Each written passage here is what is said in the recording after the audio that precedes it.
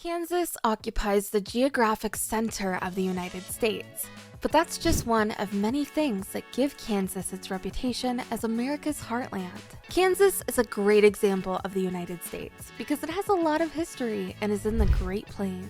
Kansas is a great place to start a trip to Colorado, Missouri, Oklahoma, or Nebraska, and it also has a lot to see and do on its own. Hey there, Dorothy, and welcome back to Travel Thoughts. For today's video, we bring you the 10 best places to visit in Kansas. Number 10, Cheyenne Bottoms Wildlife Area. Cheyenne Bottoms is a large 41,000-acre natural land sink in central Kansas with 15,000 acres of wetlands.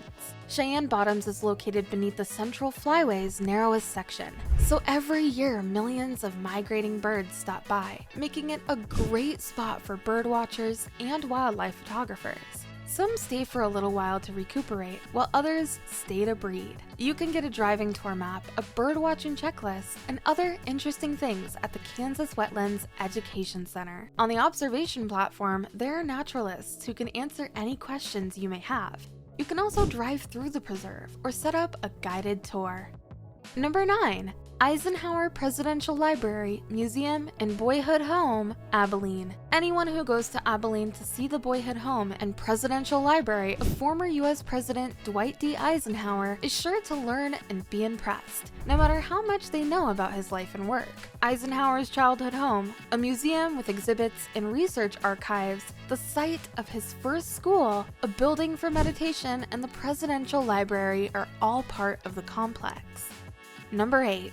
Monument Rocks. Among the many places to visit in Kansas, this one deserves a special mention. Known to have formed almost 80 million years ago, the chalk pyramids, known as Monument Rocks, are a natural wonder found in the northern and western parts of Kansas. This national natural landmark is one of the unique places to visit in Kansas. All around them are flat, empty lands. But out of nowhere, these chalk formations rise out of the ground and form amazing monuments of different sizes and shapes. Each monument is different. Some are above 70 feet tall, and in some, you can see embedded shells and fossils of various sea life. It's a little away from the city on private property, so be prepared to drive along a gravel road and respect the surroundings.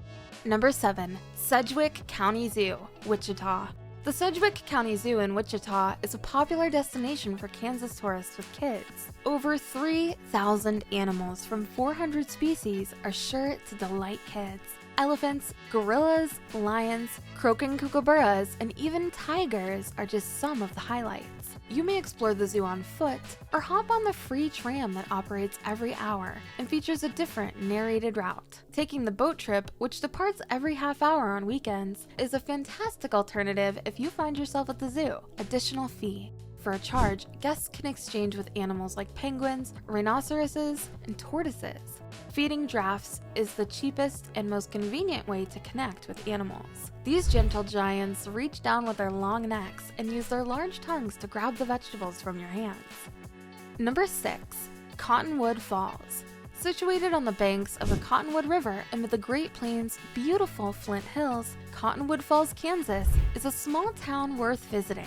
Before the French monarchy claimed this area in the 1600s, it was home to nomadic Native Americans for thousands of years. France gave it to Spain in 1762, but Spain gave it back to France. The United States then bought it and added it to the Kansas territory. Chase County Courthouse, erected in 1873 in the French Renaissance style, has been tastefully renovated and now serves as the focal point of Cottonwood Falls' attractive, tranquil downtown. While the Great Plains were once covered in tall grass prairie, only a few large patches remain now, and one of those is in the Flint Hills.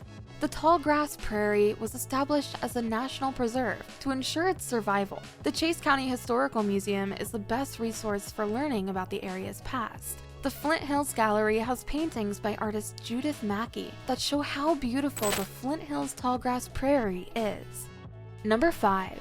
Botanica, the Wichita Gardens. One of the best things to do in Wichita is to check out Botanica at the Wichita Gardens.